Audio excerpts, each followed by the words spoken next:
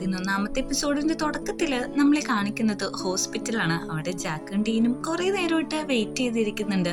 അപ്പോഴാണ് അങ്ങോട്ടേക്ക് ഒരു സിസ്റ്റർ വന്നിട്ട് പറയുന്നത്, ടിമ്മിക്ക് ബോധമൊക്കെ തെളിഞ്ഞിട്ടുണ്ട്, അപ്പൊ നിങ്ങക്ക് പേഷ്യന്റിനെ കയറി കാണാന്ന്. അങ്ങനെ അവര് അകത്തേക്ക് കയറി കാണുന്നുണ്ട്. ടിമ്മി ആണെങ്കിൽ ഭയങ്കര ഒരു ഷോക്കിന്ന് റിക്കവർ ആയ പോലെയാണ്. അവൻ പറയുന്നുണ്ട്, നിങ്ങൾ വേറെ ഒന്നും ആവണ്ടെന്ന്. അങ്ങോട്ടേക്ക് നമ്മുടെ ടൂവയും വരുന്നുണ്ട്. ടൂവയുടെ ഫേഷ്യൽ എക്സ്പ്രഷൻ ഒക്കെ കണ്ട ടിമ്മി പറയുന്നത്, എന്നെ ഇങ്ങനെ നോക്കല്ലേ, ഞാൻ മരിച്ചു പോയിട്ടൊന്നുമില്ലല്ലോ എന്ന്. പെട്ടെന്ന് തന്നെ നമ്മുടെ ഡീനും പറയുന്നുണ്ട്, നീ എന്ത് വർത്താനോ പറയുന്നേന്ന്. അതല്ലടാ, ഞാൻ ആ മരിക്കാൻ പോയ ആ സമയത്ത് എനിക്ക് എല്ലാ കാര്യങ്ങളും ഓർമ്മ വന്നു, നിങ്ങളെയൊക്കെ ഓർമ്മ വന്നു, പിന്നെ നിങ്ങളിങ്ങനെ ബ്രേക്കപ്പ് ആയിട്ടൊന്നും നിൽക്കല്ലേ എന്നുള്ള കാര്യങ്ങളൊക്കെ അവൻ പറയുന്നുണ്ട്. എല്ലാവരും എനിക്ക് എത്ര പ്രിയപ്പെട്ടതാണെന്ന് എനിക്ക് നല്ല രീതിക്ക് മനസ്സിലായി എന്നൊക്കെ പറയുന്നുണ്ട്. എല്ലാവർക്കും ഭയങ്കര സങ്കടമാവുന്നുണ്ട്, കാരണം അവൻ്റെ ഈ ഒരു അവസ്ഥ കണ്ടിട്ട്. ഇതിനാണെങ്കിൽ ഈ ഒരു ഇൻസിഡന്റ് താൻ കാരണമാണ് സംഭവിച്ചെന്നുള്ള രീതിയിൽ ഒരു ഫീലിങ്ങിലാണ് അവന് നിൽക്കുന്നത്. അങ്ങനെ 3 ദിവസത്തിന് ശേഷമുള്ള കാര്യങ്ങൾ നമ്മളെ കാണിക്കുന്നുണ്ട്. ടിമ്മിക്ക് ഇപ്പോൾ ഒരു ഇത് ഓക്കിയിട്ടുണ്ട്. നിങ്ങൾ സ്പോൺസേഴ്സിനെ കാണാൻ പോയോ എന്ന് ചോദിക്കുന്നുണ്ട്. ഇല്ല എന്നാണ് പറയുന്നത്. നിങ്ങൾ എന്താ കാണാത്തത്, ഉറപ്പായും പോയി കാണണം. എനിക്കിങ്ങനെ പാടില്ല, വരാൻ പറ്റില്ല എന്നുള്ള കാര്യം അവരെ അറിയിക്കുകയും ചെയ്യണം. ഇന്ന് തന്നെ അവരെ പോയി കാണണമെന്നും പറയുന്നുണ്ട്. ടൂവ എവിടെയെന്ന് ചോദിക്കുന്നുണ്ട്. ടൂവ അവന്റെ അച്ഛൻ്റെ ഒപ്പം അമ്യൂസ്മെന്റ് പാർക്കിലായിരിക്കും എന്ന് പറയുന്നുണ്ട്. ഓ, അങ്ങനെയാണെങ്കിൽ അവനെ വിളിക്കണ്ട, നിങ്ങൾ പൊക്കോളാൻ പറയുന്നുണ്ട്. അമ്യൂസ്മെന്റ് പാർക്കിലാണെങ്കിൽ ടൂവ അവന്റെ അച്ഛനെ ഹെൽപ്പ് ചെയ്യാൻ വേണ്ടിയിട്ട് വന്നേക്കാണ്. അവിടെയുള്ള ജോക്കേഴ്സിന്റെ കോസ്റ്റ്യൂമും കാര്യങ്ങളൊക്കെ അവൻ മര്യാദക്ക് ഇട്ട് കൊടുക്കുന്നുണ്ട്. നമ്മുടെ അർണോൾഡും അവിടെ ഹെൽപ്പിനുണ്ട്. അർണോൾഡ് ഈ എഫേർട്ടൊക്കെ കാണുന്നുണ്ട്. അച്ഛൻ അങ്ങോട്ട് വന്നിട്ട് ചോദിക്കുന്നുണ്ട്, ഓ, നിന്റെ പേഴ്സണൽ ആയിട്ടുള്ള അസിസ്റ്റന്റിനെയും ഇങ്ങോട്ട് വിളിച്ചോന്ന്. അച്ഛനോട് പറയുന്നുണ്ട്, അത് അവൻ സ്വയോട്ട് ചെയ്യുന്നതാണ്, അവൻ എന്നെ ഹേർട്ട് ചെയ്തു, അപ്പോൾ അത് കോംപ്രമൈസ് ആക്കാനായിട്ടെന്ന്. അച്ഛൻ അർണോൾഡിന്റെ അടുത്ത് പോയി പറയുന്നുണ്ട്, എന്റെ മോനെ ഹേർട്ട് ചെയ്തിട്ടുണ്ടെങ്കിൽ നിന്നെ ഈ പ്രേതമൊക്കെയുള്ള ഹോണ്ടഡ് ഹൗസിൽ കൊണ്ടുപോയിടൂന്ന്. ചുമ്മാ പറഞ്ഞതാന്നും പറയുന്നുണ്ട്. അങ്ങനെ അവർ ഡ്രസ്സെല്ലാം സെറ്റ് ചെയ്ത് കഴിഞ്ഞിട്ട് നമ്മുടെ അർണോൾഡ് വന്ന് ചോദിക്കുന്നുണ്ട്, നമുക്ക് പോവാമോ എന്ന്. ഇല്ല, ഞാൻ വന്നില്ല, ഇന്ന് ചിലപ്പോൾ ഞാൻ അച്ഛൻ്റെ പോയിരിക്കും താമസിക്കണേന്ന് പറയുന്നുണ്ട്. ഇതേ സമയം നമ്മുടെ റാഫി ആണെങ്കിൽ ഹോമിന്റെ പ്ലേലിസ്റ്റ് നോക്കിക്കൊണ്ടിരിക്കുകയാണ്. പക്ഷെ അതെല്ലാം ഇപ്പൊ ഡിലീറ്റ് ആയിട്ടുണ്ട്. അതെന്താ അങ്ങനെ പറ്റിയെന്ന് ചോദിക്കാൻ വിളിക്കുന്നുണ്ടെങ്കിലും കോൾ എടുക്കുന്നില്ല. അതുകൊണ്ട് നേരിട്ട് പോയി ചോദിക്കുന്നുണ്ട്, എന്റെ പ്ലേലിസ്റ്റ് എനിക്ക് എപ്പോൾ വേണമെങ്കിലും ഡിലീറ്റ് ചെയ്യാം, അതിനുള്ള അവകാശം എനിക്കുണ്ടെന്ന് പറയുന്നുണ്ട്.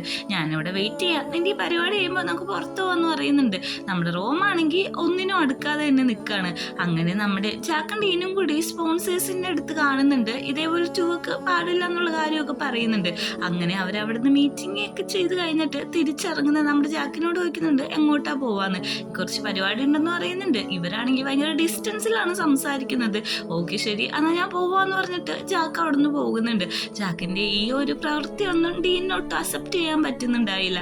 അമ്യൂസ്മെന്റ് പാർക്കിലാണെങ്കിൽ അങ്ങോട്ട് ഒരു കോട്ടൺ ക്യാൻഡി ഒക്കെ കഴിച്ചിരിക്കുകയാണ്. അപ്പോഴാണ് അങ്ങോട്ടേക്ക് ഒരു ബഫൂണിന്റെ വേഷം കിട്ടിയിട്ട് നമ്മുടെ അർണോൾഡ് വരുന്നത്. അവിടെയുള്ള ആൾക്കാരെയൊക്കെ വിളിച്ചു കൂട്ടുന്നുണ്ട്. എന്നിട്ട് പറയുന്നുണ്ട്, ഞാൻ എൻ്റെ ബോയ് ഫ്രണ്ടിനെ ഹേർട്ട് ചെയ്തു, അതുകൊണ്ട് തന്നെ എന്നോട് ഫോർഗീവ് ചെയ്യണമെന്ന്. അവിടെ ടൂ ചോദിക്കുന്നുണ്ട്, നീ എന്തൊക്കെയാണ് ഈ വിളിച്ചു പറയുന്നതെന്ന്. അവിടെ ഇരിക്കുന്ന കൊച്ചു ചോദിക്കുന്നുണ്ട്, അപ്പൊ നിങ്ങൾ ബോയ് ഫ്രണ്ട്സ് ആണോ എന്ന് ചോദിക്കുന്നുണ്ട്. അതെ, ഞങ്ങൾ ബോയ് ഫ്രണ്ട്സ് ആണ്, പക്ഷെ ഞാൻ ഹേർട്ട് ചെയ്തു, അതുകൊണ്ട് എന്നോട് ഫോർഗീവ് ചെയ്യണം, എല്ലാവരും എന്നെ സപ്പോർട്ട് ചെയ്യണമെന്ന്. എല്ലാവരും ക്ഷമിക്കാൻ ഒത്തിരി പറയുന്നുണ്ട്. അതുകൊണ്ട് തന്നെ നമ്മുടെ ടൂ അങ്ങ് ക്ഷമിച്ചു കൊടുക്കുകയാണ്. ശരിക്കും ഈ ഒരു ഫോർഗീവ് ചോദിക്കുന്ന രീതി ഭയങ്കര ക്യൂട്ടായിട്ടുണ്ട്. അത് കാരണം ആർക്കും ഒന്ന് ക്ഷമിച്ചു കൊടുക്കാനൊക്കെ തോന്നുന്നു. അങ്ങനെ എല്ലാവരും ഹാപ്പിയാണ്.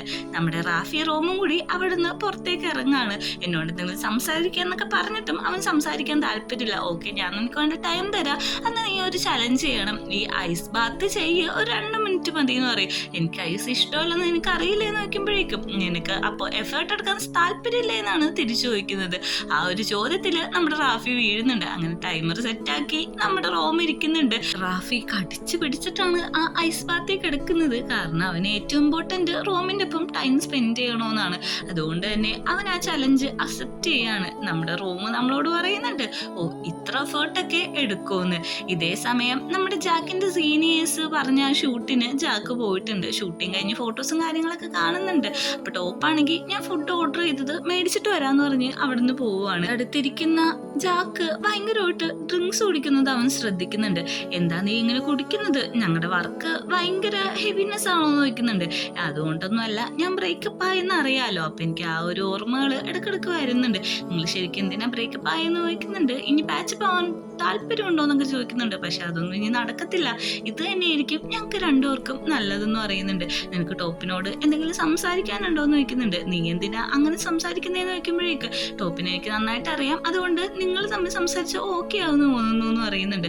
ടോപ്പ് വരുന്നുണ്ട്, രണ്ടുപേരും കൂടി ഭയങ്കര ഹാപ്പി ആയിട്ട് നിൽക്കുന്ന നമ്മളെ കാണിക്കുന്നുണ്ട്. ഇതേ സമയം നമ്മുടെ ഗെയിം പ്ലേ ആണെങ്കിൽ കുറച്ച് വൈൻസും കാര്യങ്ങളൊക്കെ എടുത്തിട്ട് എൻ്റെ അടുത്തേക്ക് വരാണ്. അത് ചോദിക്കുന്നുണ്ട്, നിങ്ങളുടെ ബ്രേക്കപ്പ് ശരിക്കും ബ്രേക്കപ്പ് ആയോ എന്ന്. അതിനൊന്നും ചെയ്യാൻ പറ്റത്തില്ല, അത് ഒറിജിനലി ബ്രേക്കപ്പ് ആയ പോലെയാണ് ഇപ്പൊ എനിക്ക് ഫീൽ ചെയ്യുന്നതെന്നൊക്കെ പറയുന്നുണ്ട്. പെട്ടെന്ന് തന്നെ നമ്മുടെ ഡീൻ്റെ കൈയിട്ട് പിടിച്ചിട്ട് വെക്കുന്നുണ്ട്. അതിന് കുഴപ്പമില്ല, ഞാനിവിടെ ഇല്ലേന്ന് എനിക്ക് എന്തും തുറന്നു പറയാം, ഞാൻ നിനക്ക് വേണ്ടിയിട്ട് വില്ലിങ് ആണ്, നീ എന്ത് ചെയ്താലും ഞാൻ ക്ഷമിക്കുമെന്ന് പറയുന്നുണ്ട്. അതൊരു ഫിസിക്കൽ റിലേഷൻഷിപ്പ് ഇട്ട് ആവാൻ തുടങ്ങുന്നുണ്ട്. പക്ഷേ നമ്മുടെ ഡീനിന് എന്തോ അതൊട്ടും പറ്റുന്നില്ല. അവൻ അതിന് സോറിയും പറഞ്ഞ് അവിടെ നിന്ന് എണീക്കുന്നുണ്ട്.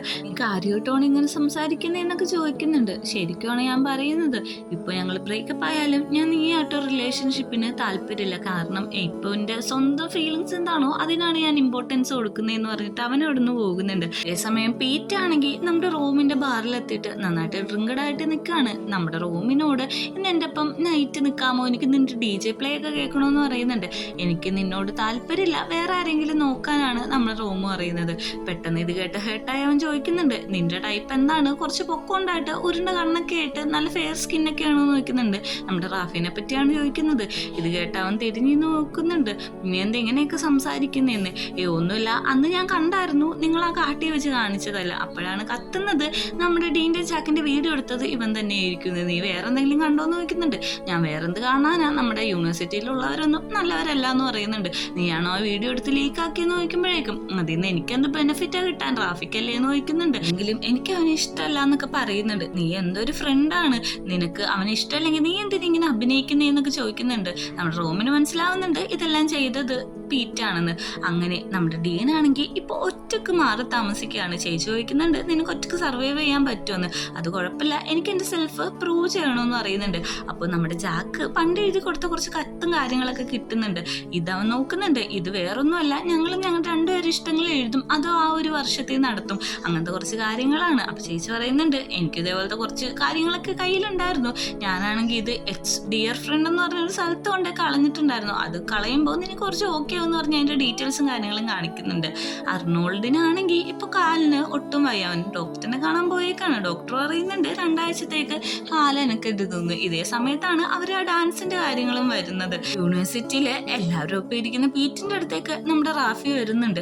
നീ എന്താ ഇങ്ങനത്തെ സ്വഭാവം എന്ന് ചോദിക്കുന്നുണ്ട്. നീ എന്തിനെ പറ്റിയാ പറയുന്നതെന്ന് ചോദിക്കുമ്പോഴേക്കും നിനക്കൊന്നും അറിയില്ലേ, നീ എല്ലാ വീഡിയോ ലീക്കാക്കിയെന്ന് ചോദിക്കുന്നുണ്ട്. നമുക്ക് പുറത്തു പോയി സംസാരിച്ചാലോ എന്ന് ചോദിക്കുമ്പോഴേക്കും വേണ്ട, ഇവര് മുമ്പ് വെച്ച് തന്നെ സംസാരിച്ചാൽ മതി. നീ നമ്മുടെ ഫണ്ടിൽ നിന്ന് പൈസ എടുത്തു, ആ വീഡിയോ ലീക്കായി, നീ എന്തൊക്കെ വൃത്തിയോടെ കാണിച്ചേക്കുന്നതെന്ന് ചോദിക്കുന്നുണ്ട്. ഞാനല്ല അങ്ങനെയൊക്കെ ചെയ്തേക്കുന്നതെന്ന് പറയുമ്പോൾ നീ തന്നെയെന്ന് ഇപ്പൊ നന്നായിട്ട് ക്ലിയർ ആന്ന് പറയുന്നുണ്ട്. പിന്നെ നീ റോമിന്റെ ഒപ്പം അങ്ങനെ ചെയ്തു എന്ന് പറഞ്ഞില്ലേ, അതും കള്ള പറഞ്ഞെന്ന് പറയുമ്പോൾ അത് സത്യം എന്ന് പറയുമ്പോൾ അവന്റെ കാറിലെ വോയിസ് ഏൽപ്പിക്കാന്ന് പറയുമ്പോഴേക്കും അവൻ സമ്മതിക്കുന്നില്ല.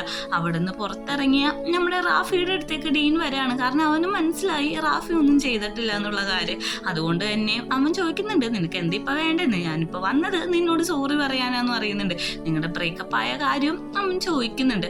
അങ്ങനെ നമ്മുടെ അർണോൾഡും ടൂവയും കൂടി ആ ഡാൻസ് പാർട്ടിക്ക് പോയേക്കാണ്. നമ്മുടെ അർണോൾഡിന് കാല് വയ്യ, എന്നാലും അവൻ വന്നിട്ടുണ്ട്. നമ്മള് കോസ്റ്റ്യൂം നല്ല രസമുണ്ടെന്നൊക്കെ പറഞ്ഞിട്ട് അവര് ഫോട്ടോസും കാര്യങ്ങളും എടുക്കുന്നുണ്ട്. അവിടെ സാറ് എന്ന് പറയുന്നുണ്ട്, ഒരു കോമ്പറ്റീഷനും കൂടി ഉണ്ട്, നിങ്ങൾക്ക് മത്സരിക്കുന്നവർക്ക് ഗിഫ്റ്റ് കിട്ടുമെന്ന് പറയുന്നുണ്ട്. അങ്ങനെ നമ്മുടെ അർണോൾഡ് ചോദിക്കുന്നുണ്ട്, നമുക്ക് മത്സരിച്ചാലൊന്നും, പക്ഷെ ഞാൻ നന്നായിട്ട് ഡാൻസ് കളിക്കില്ല എന്ന് പറയുമ്പോഴേക്കും അത് കുഴപ്പമില്ല, നീ എൻ്റെ മുഖത്തേക്ക് നോക്കിയിട്ട് എൻ്റെ ഹൃദയത്തിൻ്റെ ഒപ്പം കളിച്ചാൽ മതി എന്ന് പറയുന്നുണ്ട്. അങ്ങനെ അവിടെ കുറെ പേര് മത്സരിക്കുന്നുണ്ട്. നമ്മുടെ അർണോൾഡും ടൂവയും നല്ല രീതിയിൽ തന്നെയാണ് ഡാൻസ് കളിച്ചുകൊണ്ടിരിക്കുന്നത്. പക്ഷെ ഡാൻസ് കളിക്കുന്നുണ്ടെങ്കിലും അവന്റെ കാലില് നന്നായിട്ട് പെയിൻ ഫീൽ ചെയ്യുന്നുണ്ട്. ചേച്ചി പറഞ്ഞതനുസരിച്ച് നമ്മുടെ ഡീൻ ആണെങ്കിൽ ആ ഒരു ഡിയർ എക്സ് ഫ്രണ്ടിന്റെ സ്ഥലത്തേക്ക് പോയേക്കാണ്. അവിടുത്തെ ഓണർ പറഞ്ഞു കൊടുക്കുന്നുണ്ട് ഇവിടെ എന്തൊക്കെ ചെയ്യാം, മെസ്സേജ് ഒക്കെ എഴുതി വെക്കാന്ന്. അങ്ങനെ അവൻ ഓരോരുത്തരുടെ മെസ്സേജും കാര്യങ്ങളും നോക്കിക്കൊണ്ടിരിക്കുമ്പോഴാണ് നമ്മുടെ ജാക്ക് അവിടെ അവന്റെ പെൻഡന്റ് ഉപേക്ഷിച്ചേക്കുന്നു. അതായത് ഡീൻ മേടിച്ചു കൊടുത്താണ്. ജാക്കും അങ്ങോട്ട് ആ സമയത്ത് വരുന്നുണ്ട്. ഇത് ഇത് കാണുന്ന ജാക്കിനോട് പറയുന്നുണ്ട് ഫുള്ളി മൂവ് ഓൺ ആവാൻ പോവാണോന്ന്. അതേ ഫുള്ളി മൂവ് ഓൺ തന്നെ ആവാൻ പോവാന്നാണ് പറയുന്നത്. ഫ്രണ്ട്സ് ആയിട്ട് ഇരുന്നാലോ എന്ന് ചോദിക്കുന്നുണ്ട്. അതിന് എനിക്കിപ്പോൾ ഒരു മറുപടി പറയാൻ പറ്റില്ല, ടൈം എടുത്തിട്ട് എന്താന്ന് തന്നെ നോക്കാന്ന് പറയുന്നുണ്ട്. നമ്മുടെ അർണോൾഡിന്റെ കാലിന് ഇപ്പൊ നന്നായിട്ട് ഇഞ്ചറി പറ്റിയിട്ടുണ്ട്. ഡോക്ടർ പറയുന്നുണ്ട് കഴിഞ്ഞ പ്രാവശ്യം വന്നപ്പോൾ ഞാൻ പറഞ്ഞല്ലേ കാല് അനക്കരുതെന്ന്. അപ്പോഴാണ് ടൂവക്കും കാര്യങ്ങൾ മനസ്സിലാവുന്നത്. പോകുന്ന വഴി ടൂവ ചോദിക്കുന്നുണ്ട് നീ എന്തിനാ ഇതൊക്കെ എൻ്റെ അടുത്തുനിന്ന് മറച്ചു വെച്ചേന്ന്. ഞാൻ ഹോസ്പിറ്റലിൽ നിന്ന് ഇറങ്ങിയപ്പോഴാണ് നിന്റെ മെസ്സേജ് കണ്ടത്, നമ്മുടെ കോസ്റ്റ്യൂമൊക്കെ റെഡിയായെന്ന്. അപ്പോൾ എൻ്റെ പ്രോമിസ് എനിക്ക് കീപ്പ് ചെയ്യാൻ പറ്റാതായപ്പോഴാണ് ഞാൻ അങ്ങനെ ചെയ്തതെന്ന് പറയുന്നുണ്ട്. എന്നെ നീ നോക്കോ എനിക്കിപ്പോൾ കാലിന് വയ്യാന്നൊക്കെ പറഞ്ഞ് ക്യൂട്ടായിട്ട് അവിടെ കിടന്ന് കൊഞ്ചുന്നുണ്ട്. നമ്മുടെ റാഫി ആണെങ്കിൽ റോമിൻ്റെ ഒപ്പം തന്നെയാണ്. അവനോട് പറയുന്നുണ്ട് ഞാൻ നിന്റെ റിതംസ് എല്ലാം മാറ്റാൻ പോവാണെന്ന്. അവിടെ ഇരിക്കുന്ന ഡിസ്കിൽ ഓർന്നുള്ള പോർഷൻ അങ്ങ് വെട്ടിക്കളയാനാണ് കേട്ടോ പറയുന്നുണ്ട്. ഞാൻ നിന്റെ ഒരു ബാക്കപ്പ് പ്ലാൻ അല്ല എന്ന്. അങ്ങനെ ഒരു ക്യൂട്ടായിട്ട് അവിടെ നിൽക്കുന്നുണ്ട്. റോമിന് ഇതൊക്കെ ഇഷ്ടപ്പെടുന്നുണ്ട്. ശരി നീ വന്ന വർക്ക് നോക്കാൻ പറയുന്നുണ്ട്. അങ്ങനെ ഒരു വീഡിയോ കാര്യങ്ങളൊക്കെ എടുക്കാൻ വേണ്ടിയിട്ട് തുടങ്ങുന്നുണ്ട്.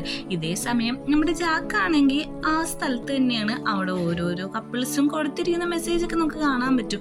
അങ്ങനെ നമ്മുടെ ജാക്കും അവിടുത്തെ മെസ്സേജ് കാണാൻ വന്നിരിക്കുന്നുണ്ട്. അതേസമയം ഡീനാണ് ആ മെസ്സേജ് കൊടുത്തോണ്ടിരിക്കുന്നത്. അവര് തമ്മിൽ ഒരുമിച്ചുണ്ടായിരുന്നപ്പോൾ ഉള്ള കാര്യങ്ങൾ എത്ര ഹാപ്പി ആയിരുന്നു, എത്ര കംഫർട്ടബിൾ ആയിരുന്നു, നീ മാത്രം എന്റെ വർത്ത് കണ്ടിട്ടുള്ളൂ എന്നുള്ള രീതിയിലൊക്കെ അവൻ സംസാരിക്കാണ്. ഇതെല്ലാം കേൾക്കുന്ന ജാക്കിനാണെങ്കിൽ ഭയങ്കര സങ്കടം പോകുന്നുണ്ട്. അവൻ നേരെ ഡീൻ്റെ അടുത്തേക്ക് ചെല്ലുന്നുണ്ട്. ഒന്നും മിണ്ടുന്നില്ല, നേരെ അവര് ഹഗ് ചെയ്യാണ്. അങ്ങനെ അവര് പ്രശ്നമല്ല അവിടെ കഴിയാണ്. ഓരോ കപ്പിൾസും ഇപ്പോൾ ഹാപ്പി ആയിട്ടാണ് ഇരിക്കുന്നത്. ടൂയാണെങ്കിൽ അർണോൾഡിനെ കെയർ ചെയ്യുന്നു. നമ്മുടെ റോമോ റാഫി ആണെങ്കിൽ ഭയങ്കര ഹാപ്പി ആയിട്ട് നിൽക്കുന്നു. ഈ ഒരു സീനും കൂടി കാണിച്ചിട്ടാണ് 11ാമത്തെ എപ്പിസോഡ് അവസാനിക്കുന്നത്.